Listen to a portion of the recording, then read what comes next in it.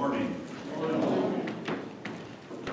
This coming Wednesday, unless we have a polar vortex or something, we will have a one, but the week after we will not. And during that prayer meeting time, I would like to have a time of testimony and thankfulness. So give you some time to think about it and be prepared. It's not this Wednesday, but 27th, right before Thanksgiving. We'll look at a couple of verses. I'd like a testimony time and a time of thankfulness. Good thing to audibly say how thankful we are for the various things that He has blessed us with. This morning we are going to finish up Hosea chapter 7. Tonight we are going to start in Revelation chapter 6 as we break the first seal. And hopefully, I don't know, we might make it through all four, what they call the four horsemen of the apocalypse. And no, they are not Notre Dame football players. It's a whole lot worse than anything any football player ever hit with. Hosea chapter 7. God has been just about every which way you can. And we're only halfway through the book. Think about that. We're only halfway through the book. And He has used Hosea and Gomer as an object lesson. He's taken them to the courtroom and showed them legally how they have violated their contract with Him and how they have gone astray. And in this section, he starts into these other object lessons, similes. Israel is like, and Israel is like. And we've already looked at a couple of them. Today, we're going to look at a silly dove and a faulty bow. So let's start reading together in verse 11 of Hosea chapter 7. Ephraim also is like a silly dove without heart. They call to Egypt, they go to Assyria. When they shall go, I will spread my net upon them. I will bring them down as the fowls of the heaven. I will chastise them as their congregation hath heard. Woe unto them, for they have fled from me. Destruction unto them, because they have transgressed against me. Though I have redeemed them, yet they have spoken lies against me. And they have not cried unto me with their heart when they howled upon their beds. They assemble themselves for corn and wine, and they rebel against me. Though I have bound and strengthened their arms, yet do they imagine mischief against me. They return, but not to the Most High. They are like a deceitful bow. Their princes shall fall by the sword for the rage of their tongue. This shall be their derision in the land of Egypt. Let's bow for a word of prayer. Father, sometimes we learn much about you in these times where you are judging and yet all of the time loving, working, correcting, guiding, directing. Help us to realize that a good God always has our best interests at heart. And sometimes when the circumstances of life are at their worst and things seem to be going poorly for us, help us to realize that your hand is on the thermostat. You control the situations of life so that we may come forth as gold. In Jesus' name we pray. Amen. He starts off with what seems like a simple simile, silly dove. Now, I don't know about you, I like to feed the birds up at the house. My wife probably thinks I'm crazy. By the way, from Sunday school this morning, I hope I never get hungry enough in famine that I call her my sister. So I'm just going to go on public record and say that's not my sister, it's my wife. What in the world is up with Abraham and Isaac? You have a beautiful girl, you ought to be proud of her. I'm just going to leave it at that.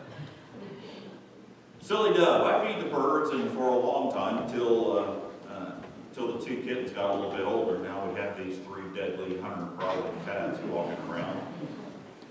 And I kept thinking for a long time, what in the world's happening to my bird population? I mean, I used to have the greatest collection of songbirds ever known to man gathered all over the backyard, and I kept noticing that it just doesn't seem like there's as many heard of this before, and one of the things that I noticed is, man, the doves all seem to be out of here. But the silly little doves, they would come and they would land below the feeder, and they would eat what all the finicky songbirds threw out. You know, they're uppity. This seed isn't good enough for me, and they chuck it overboard. And then the doves come and clean up all the mess down below. So it was kind of nice to have them because, you know, they're cleaning up all that. I noticed. Well, there used to be 8, 9, 10 of them, and then there's like 5 or 6 of them, and then there's 3 of them, and now I hardly have a dove. And the other day, I come home from work and I walk around the corner and there's a cat chewing on what's left of one. Another cats are sitting there fighting over a dead squirrel. I'm like, if they don't live in the city, I don't know what they eat. A silly dove. You go up and you scare a dove and it's like, and they take off and they fly. And half the time they don't even really care where they're going, right? I've walked out there to pour seed in the bird feeder, and sometimes I think those stupid doves are going to fly right into a tree. I mean, they just take off in a hurry, and in the last second they're avoiding this tree, and then they're avoiding that tree, and I keep thinking, one of these days, when I walk out to pour the food in there, one of them's going to T-bone a tree, bam, and be laying there. Because they just take off. I don't know about you, but I don't want to be called a silly dove. And the more I dig into this, the more I see that this isn't really a nice term, because he's not saying that they're innocent as a dove, or they're cute as a dove, or they're loving as 2 mourning doves sitting there on the phone line cooing at each other. That's not what he's saying at all. This term, silly, means simple, means without sense. Now he uses the phrase without heart. It means that they're easy to deceive, it's easy to entice them, to allure them, or to persuade them of something. Now, go to Deuteronomy chapter 30, verse 17.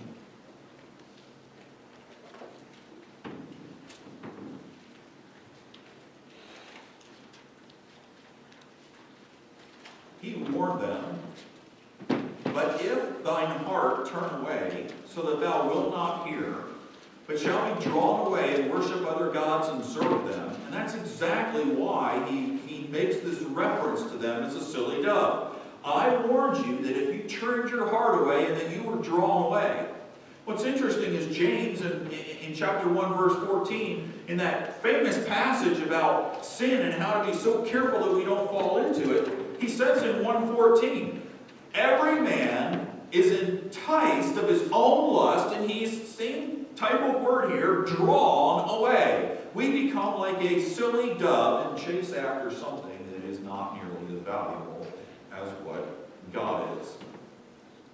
Now, what's the big deal with a dove? Why does he call him a dove? Why doesn't he call him a simple sparrow or some other form of a word? Well, the nation of Israel was very familiar with doves because doves were harmless. They fly about, but they were also a cheap bird.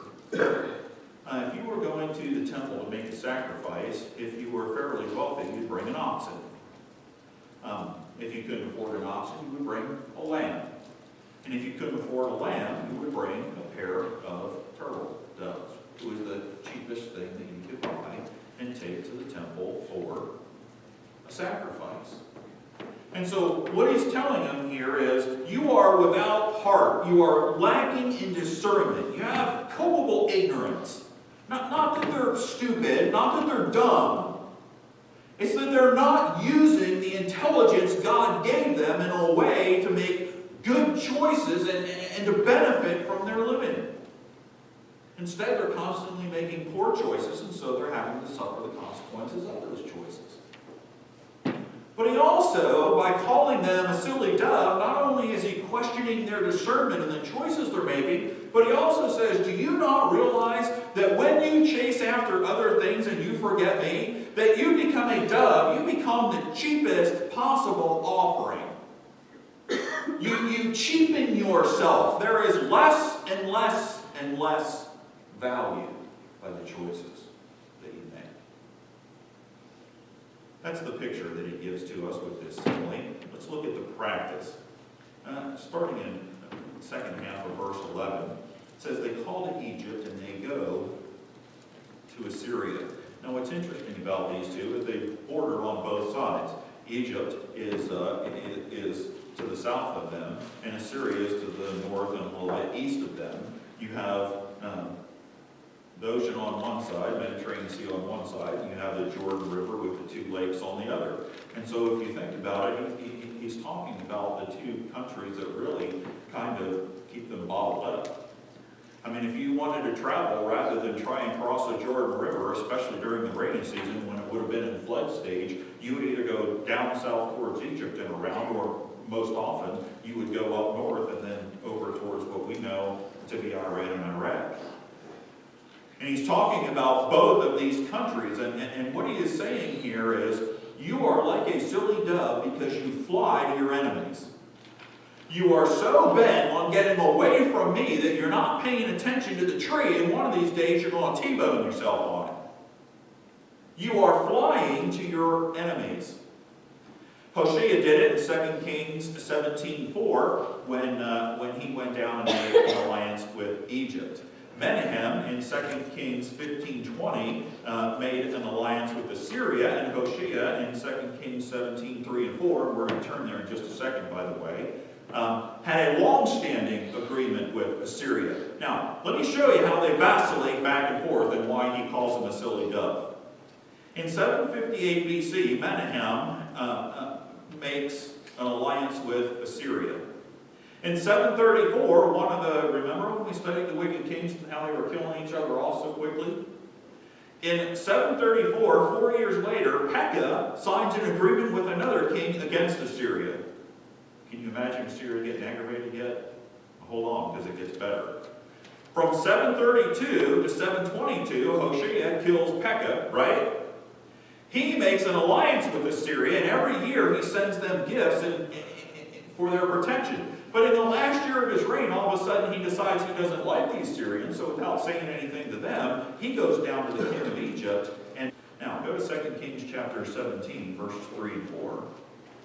Because I want to show you how God works through situations despite ourselves.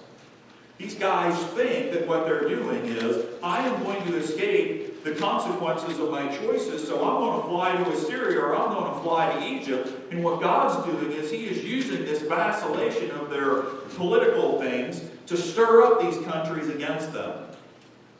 In verse 3 and 4, against him came up Shalmaneser, king of Assyria, and Hoshea became his servant and gave him presents. And that lasted for quite a while. And the king of Assyria found conspiracy in Hoshea, for he had sent messengers to So, king of Egypt, and brought no present to the king of Assyria, as he had done year by year. Therefore the king of Assyria shut him up and bound him in prison. And it's not very long after this that they come and invade them. So, 4 years before the captivity, we have Hoshea, who is thrown in prison because he decides that he's going to go to Sabbakan in Egypt, which is actually an Ethiopian leader who just overthrew Egypt. And so in his flying to Egypt, he finds out, wait a minute, Egypt has its own problems because the Ethiopians have just beat them. And so he meets Sabbakan there, who has overthrown Egypt and tries to make an alliance with him. Assyria finds out about it, and they're not very happy. Fly here, I'm going to fly there, I'm going to fly here, I'm going to fly here. No regard for the consequences, and the whole time, all they're really trying to do in flying from their enemies is to fly from God. We'll get there in just a second. The worst part of the whole situation is the prophets foretold this Assyrian invasion in Isaiah 7:18 through chapter 8:10. A lot of detail, folks. In Hosea 9:3 and Hosea 10:5 and 6, all the time saying, don't go to the Assyrians, they're going to be the ones that come and conquer you. But like a silly dove, this looks like the best option right now, because I certainly don't want to trust in God, so I got to go over here, or I have to go over here. Gang, how much trouble do you get in when you're willing to do anything but recognize or worship God? And I'm kind of worried for our country because I feel like that's where we are. It doesn't matter the decisions that we make. It doesn't matter the consequences that we're going to suffer, because the only alternative is that we have to recognize God for who he is, and then we have to worship him because of it. You You cannot recognize him for who he is and not worship. It doesn't work that way. Fly from God. Look at verse 13 back in Hosea chapter 7. You say, why is it such a big deal that they are running to their enemies? Verse 13 says, woe unto them, and I know we're skipping verse 12, we'll come back to it. For they fled from me. Destruction unto them, because they have transgressed against me, though I have redeemed them, yet they have spoken lies against me. See, if you were going to run to somebody else for help, we've been studying this in Sunday school too, that means you have a lack of trust in God. If you were trusting in God to deal with a situation, you wouldn't have to go somewhere else for help. They have forsaken his governance of them. They have forsaken proper worship of him. When they do worship, it's in ritual, or they have made him one of many gods. Reminds you of when Paul went to Mars Hill and he saw a statue to the unknown God, and he said, can I tell you about the unknown? Oh yeah, absolutely. We'll put up a statue to him too. It doesn't work that way, folks. He is the only true God. You don't just add him to. That's what Nebuchadnezzar tried to do too. When Daniel made Nebuchadnezzar aware of who God was, instead of turning to God, he just said, yeah, we'll worship him too. Add him to the collection. What does it hurt to have another God around? That's the way Israel is here. They don't worship him as the one true God. You have some folks worshiping Baal. You have some folks worshiping the golden calves. You have other religions that have mixed in by this time. And yeah, some of you want to worship Jehovah. Have at it. What's it going to hurt? They have forsaken the temple. Northern king is worried about losing his kingdom, and so he doesn't want folks to travel back down to Jerusalem and reunite with the southern kingdom, so he sets up the golden calves. They are breaking away from everything representative of God and setting up their own religious system in its place. He uses a strong word here. They have transgressed. It means to break away, to offend, to rebel. Saying, how in the world have they rebelled against God? Well, what he's going to do is he's going to show how serious the offense is by contrast. What he does is he uses an interesting word that is representative of something that the nation of Israel would have been very, very familiar with. The middle of verse 13 says, because they have transgressed against me, how have they rebelled? How have they gone away? What is so important? Why is it such a big deal? Look at the last two phrases.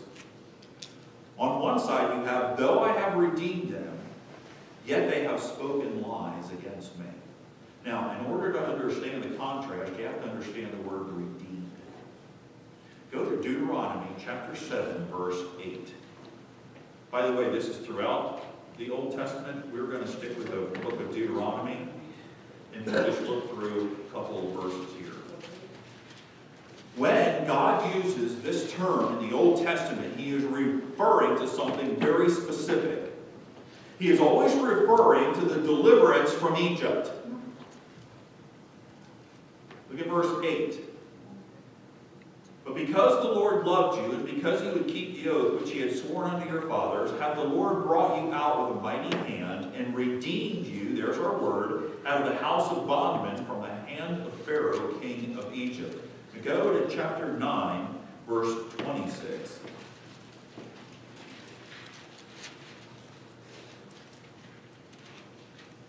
I prayed therefore unto the Lord, and said, O Lord God, destroy not thy people and thine inheritance, which thou hast redeemed through thy greatness, which thou hast brought forth out of Egypt with a mighty hand. Go to chapter 13. Chapter 13, verse 5.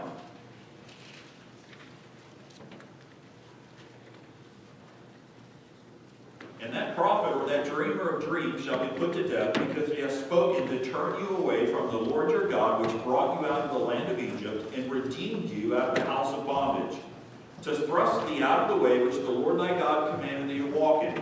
So shalt thou put the evil away from the midst of thee. See the warning? You have folks who are trying to draw you away from the person who redeemed you out of Egypt.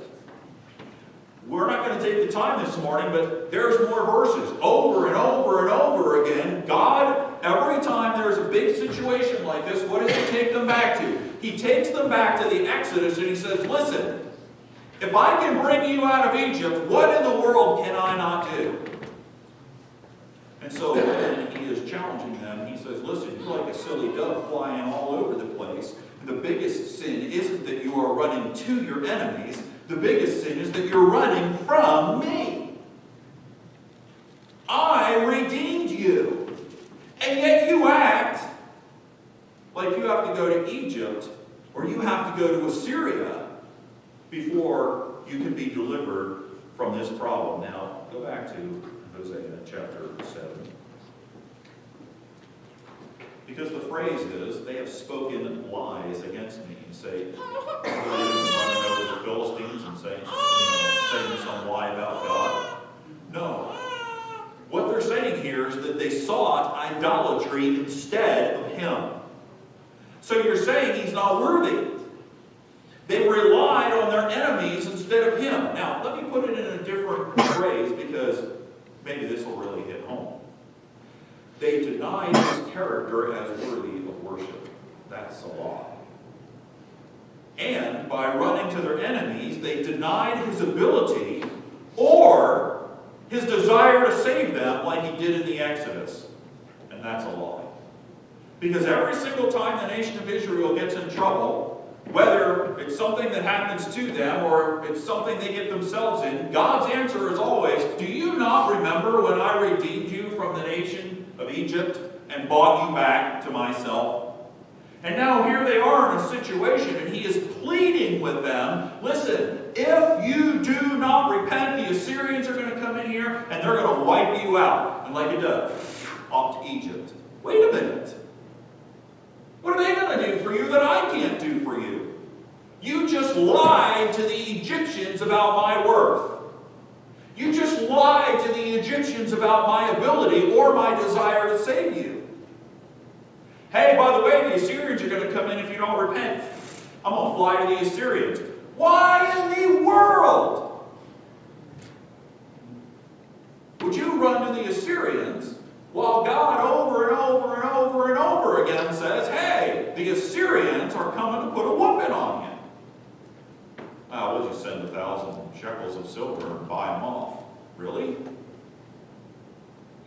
You're going to buy off the will of God? You just lied to the Assyrians. You told them that your God is not worthy in his character and he's not capable of delivering you like he did from the Exodus. Look at verse 14. What an incredible statement. Verse 14. They have not cried unto me with their heart. They refuse to seek God. You say, I don't understand what the difference is. Well, when you read through the Old Testament, you constantly hear of situations. Joshua cried out. Moses cried out to the Lord. David, when he was in sin and was finally confronted with it by Nathan the prophet, he got on his face in sackcloth and ashes and cried out for the life of the baby. All these folks cried out to the Lord. But what God does here is he uses a contrasting term. Because he says, they have not cried unto me. Instead, they've howled. I don't know about you, but how long can you listen to a howling dog before you just want to kill it? Right? Now, an animal that's hurting or in need of help is one thing. I mean, it moves you in your heart. But one that's just sitting out there, you're like, oh, shut up. Shut up already. Hey, gang, that's exactly what we have here in this passage. God says you absolutely refuse. You refuse to call out to me for help.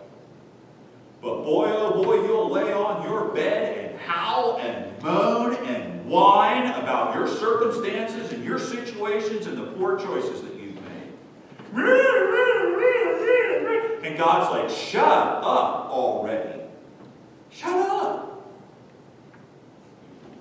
I'm standing here the whole time waiting for you to repent and return so I can pour out blessing on you like you wouldn't believe. And you just want to lay on your bed like some spoiled, rotten little jerk and wail and moan.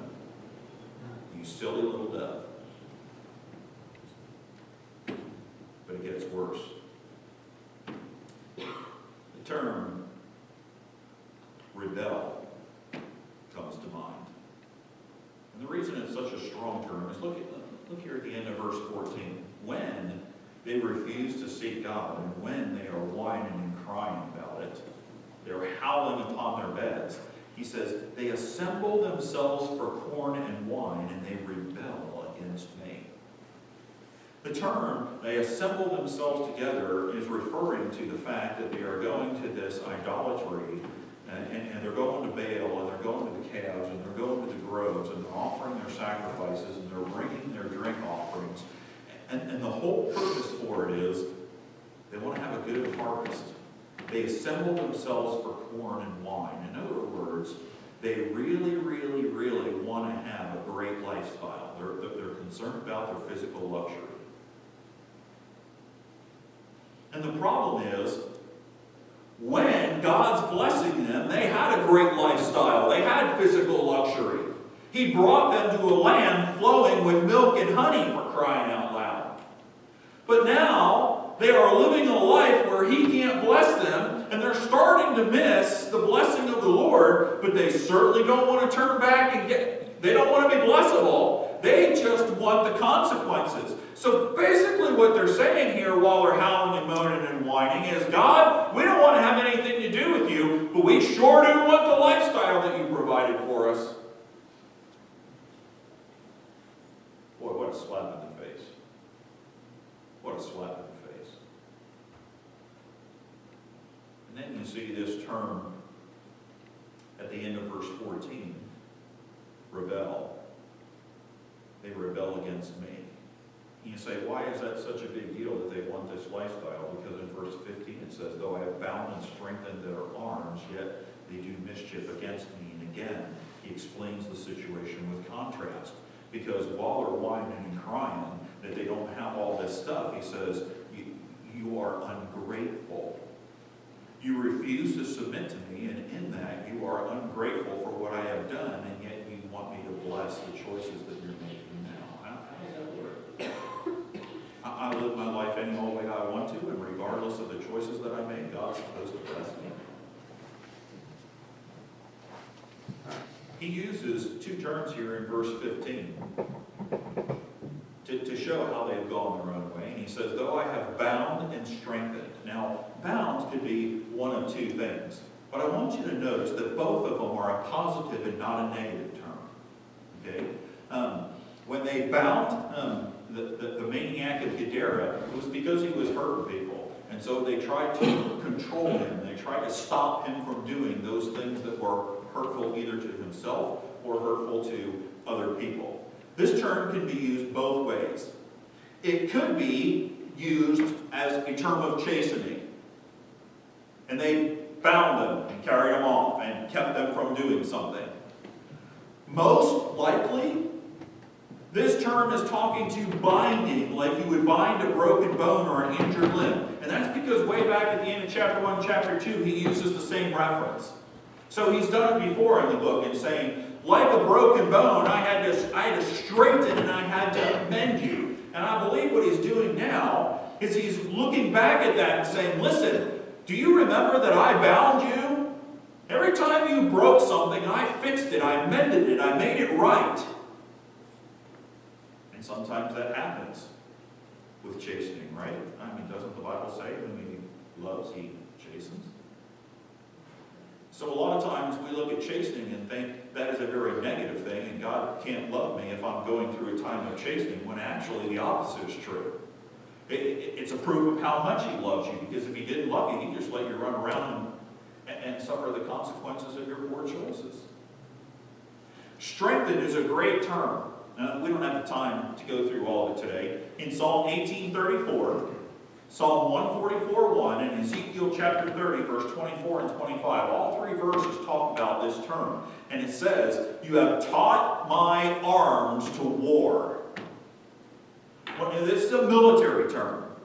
And what it's saying is, David used this term, and he said, you have taught me to be a great general. You have taught me to get the nation of Israel to where they are now. The borders were never so big as under David and Solomon. And David says, I give all the credit to God because you are the one who strengthened my arms and taught me to war. So what's the response? What's the response to the one who mends your broken bone, or who, you cut yourself and he puts the bandage on, stops the bleeding, and keeps the infection down? What's the response to the one who taught you to war? And you got to admit, there are times in the nation of Israel's history where they were sorely outnumbered, and God stepped in and did some pretty incredible things, did he not? But look at the end of the verse. Yet did they imagine mischief against me. Now, sometimes in translating from Hebrew or Greek to English, we don't always pick a strong enough word, and this is one of those times.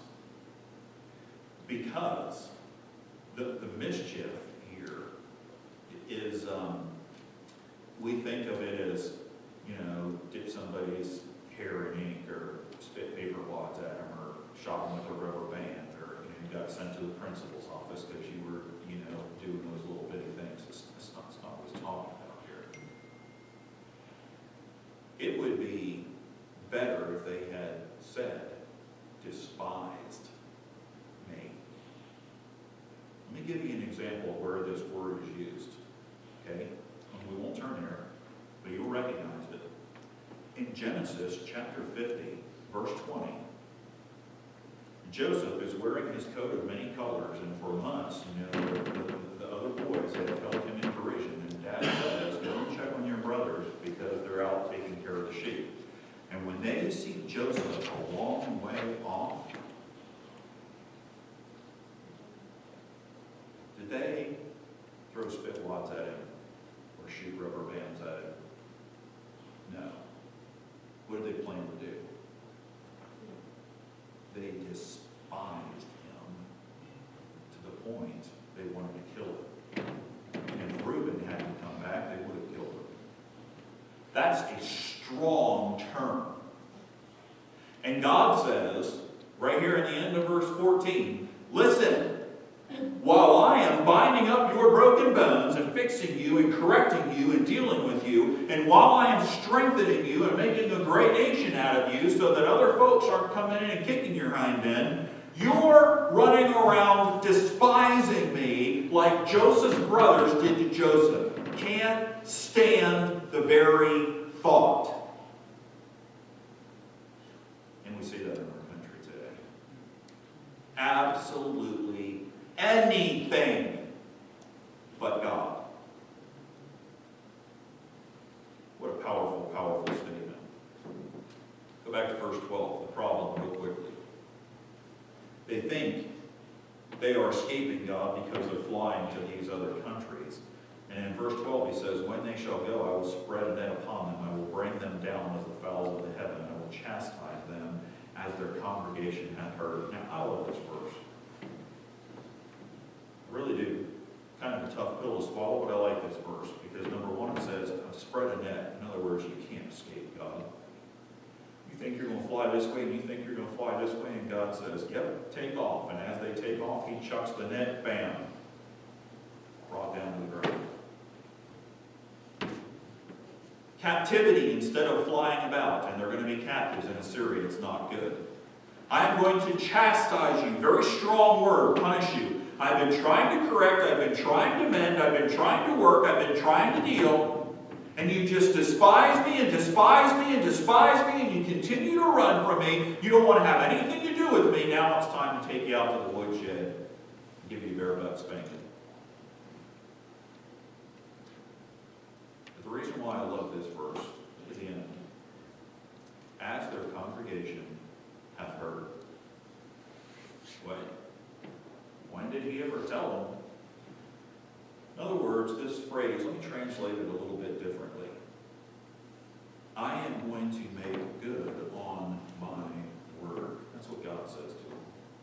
He says, when you go, I will spread my net upon you. I will bring them down as the fowls of heaven. I will chastise them as I make good on my word. You say, what word? The law by Moses that forbid them to make leagues with other nations and intermarry and have any other god before him. All of the prophets that he has sent to warn them of the very trouble that they're trying to flee from right now. He says, this isn't a surprise. This isn't something new. This isn't some mystery that I'm springing upon you. I've told you this over and over and over and over again. And if you don't learn anything from the Assyrian captivity, Israel, you're going to learn this. I am a God of my word. I don't want to have to chastise you, but I will make good on my word. And so if it comes to that, so be it. Then don't turn around and look at me and say, I don't understand how a loving God could. Last verse 16. We got to love turkey. You haven't been thinking about turkey the whole time, have you? We should have had Doug today. Come on, what an object lesson. We've gone over there and ate 25 silly doves. How do you stuff a dove?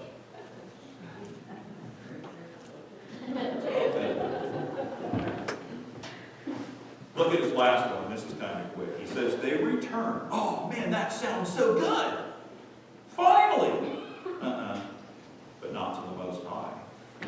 They are like a deceitful bow. Their princes shall fall by the sword for the rage of their tongue. This shall be their derision in the land of God. The picture here, it looks good. But God says, it doesn't work right. There were groups of individuals in the nation of Israel that were famous for being good archers. I mean, under David and Solomon, they had some pretty impressive warriors. They had guys that at 100 paces could take your eye out with a slingshot.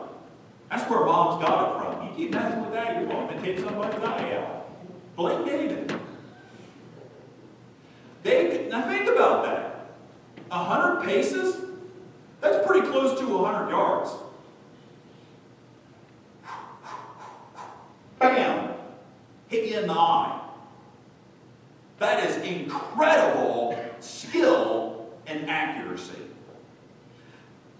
When you attack the wall, you didn't want to get within reach of the archers because, for crying out loud, you aren't even close enough to hack and whack at them with it. But some of those archers were incredibly, incredibly talented. Saul's son was a great archer. Great archer. God says, you see somebody walk out with a bow and you're like, whoa. Now, you got to be careful because talking about reaching out and touching somebody, that guy can get you from a long way off. But what happens if he draws his bow back and there's no strength in the bow? And the thing's shooting over here and shooting over there and the string's breaking. And that's exactly the picture that we have here. While it looks dangerous and while it looks deadly, there's nothing here. Reminds me of when the nation of Israel first comes into the promised land. All of the nations round about, they're in trouble. They know they're in trouble. They've heard of AI for crying out loud. Whoa. Those massive walls come flying down. Nobody even fired a shot. What chance do we stand? They were scared to death of the God of Israel. Israel was like a person walking out there carrying a bow. The only problem is, it's not the same nation of Israel anymore. Because now they don't have the power of God behind them. They look like they have returned, but they haven't returned to God. Jehu worshiped the calves. Even though he quit the Baal worship and it looked like things were going to turn around in the northern kingdom, he didn't go down to Jerusalem and worship God. He didn't even build a new temple in the northern kingdom. He stopped the Baal worship and then turned right around and worshiped the golden calves. What? Because they're so much more worthy than God. Or how about Hoshea, who told them, okay, you can go down to Jerusalem and you can worship. But he had such a wicked reign that nobody wanted to go down and worship. Why should we go down there and worship when our lifestyle all the time is wicked as it can get up here at home? So they returned, but they certainly didn't return to God. And the problem is they will fall by the sword for raging against God and the prophets. What do you mean they've been raging against God and the prophets? It's an interesting term here for the rage of their tongue. You ever heard somebody rage against God? Or heard anybody rage at the idea of God? You know that at some point every knee shall bow and every tongue shall confess that Jesus Christ is Lord. Man, what a heart-sinking feeling to stand before Him as judge and know you're guilty. This shall be their derision in the land of Egypt. Now think about this.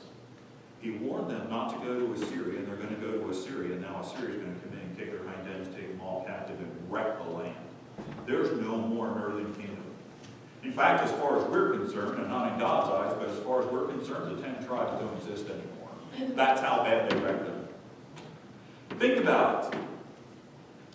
In order to protect themselves from the Assyrians, they're going to run down to Egypt and try to make a league with them. And so when the Assyrians come in and destroy the northern kingdom, what does Egypt think? Well, there's that group of people that supposedly worship the God of heaven, Jehovah. And you can't even recognize them as a nation anymore. You talk about derision from somebody they thought they could trust in. So basically what God did is that you don't want to believe in me, you don't want to trust in me, you want to run after this, you want to run after this, I'm fine. And those are going to be the things that undo you. And isn't it so true in our life? The things that we turn to and replace God with in our life end up being the things that destroy us. Israel, you're like a silly dove. And you're like a faulty brother. You look good, but you couldn't hit the target if you had to.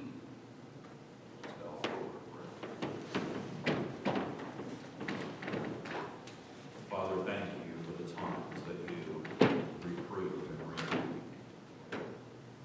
May we always look at them as a positive situation in which you are trying to accomplish difficult thing in our lives. Conform us to the image of your dear Son. Chipping away the things that need to go is a painful process. Melting away the pollutants in gold requires it to be heated up pretty drastically. But always the purpose is to make us better. And I trust that we would seek you, that we would love you, we would worship you because of who you are, because you are so worthy. And as we approach this Thanksgiving season, help us not to be ungrateful. Help us not to be so focused on how much you blessed us that we forget about the one who's doing the blessing. And help us to realize that if we want to be blessed, we have to live lives that are blessable. Thank you for the food we are about to partake of and the fellowship that we're going to enjoy this afternoon. Help us to have a good day.